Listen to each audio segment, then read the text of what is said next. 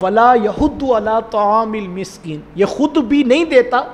اور اس کا دل اتنا سخت ہوگا یہ کسی کو ترغیب بھی نہیں دلاتا،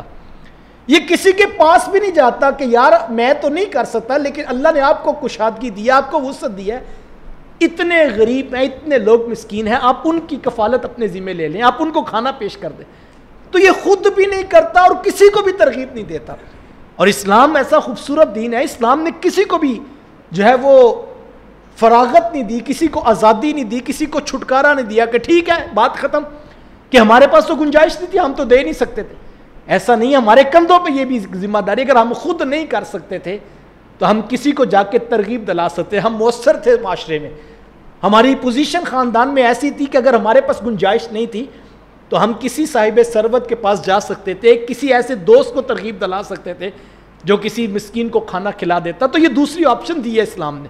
اور اس کا پورا اجر رکھا ہے اسلام نے۔ اللہ کے رسول صلی اللہ علیہ وآلہ وسلم نے ارشاد فرمایا الدال الی الخیر کفاعلہ، نیکی کی دعوت دینے والا نیکی کرنے والے کی طرح ہے۔ آقا کریم علیہ السلام نے ہمیں یہ آپشن دی ہے، اسلام نے ہمیں یہ مزاج دیا ہے کہ یہ نہیں کہ ہمارے پاس گنجائش نہیں تو ہم بری ذمہ ہو گئے ہیں،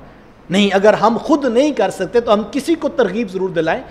اور یہ وہ بدبخت ہے یتیم کو دھکے دیتا ہے، نہ اس کے سر پہ خود شفقت کا ہاتھ رکھتا ہے، نہ کسی کو جا کے کہتا ہے کہ یہ مسکین شخص ہے، اس کو کھانا کھلانا چاہیے۔ اور یہ جو اہل عرب تھے، جو کفار تھے،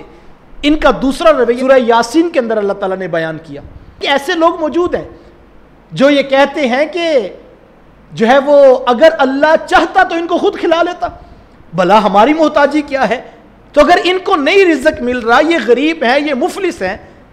تو اللہ بھی یہی چاہتا ہے کہ یہ اس طرح رہیں۔ تو یہ اس طرح مزاج بن جاتا ہے لوگوں کو۔ آج ہم معاشرے میں دیکھتے ہیں کہ جو لوگ کہتے ہیں محنت کر لیں آپشن کھلا ہے،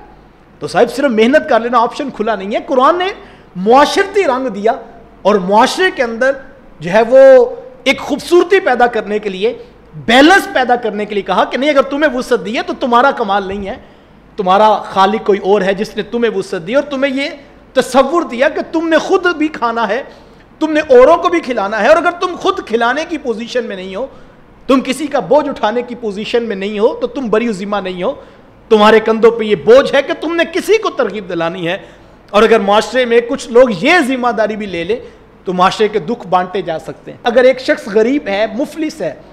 اور وہ کسی کی دہلیز پہ جائے گا تو اس کے لیے جانا بھی مشکل ہے، تو ہمیں قرآن نے یہ ترغیب دلائی کہ تم جو ہے وہ ترغیب دلانے والوں میں شامل ہو جاؤ، تاکہ تمہیں بھی جو ہے وہ اس کار خیر میں پورا اجر نصیب ہو جائے۔ اور یہ اتنا بڑا کام ہے کہ جو لوگ کر رہے ہیں اللہ ان کو پورا اجر عطا کرے گا۔ اور اگر خدا نہ خواستہ ہم اس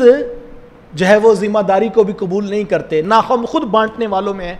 نہ ہم کسی کے پاس جا کے کسی غریب، کسی مفلس، کسی مسکین کے کھانے کا بندوبست کر سکیں، تو قرآن مجید نے ایک مقام پر اس کہانی کو بیان کیا کہ کل قیامت کے دن کچھ لوگ جہنم کی طرف گھسیٹ کر لے جائے جا رہے ہوں، تو کچھ لوگ رستے میں ان سے ملیں گے اور پوچھیں گے ما سلککم فی سقر، تم آج جہنم میں کیوں جا رہے ہو؟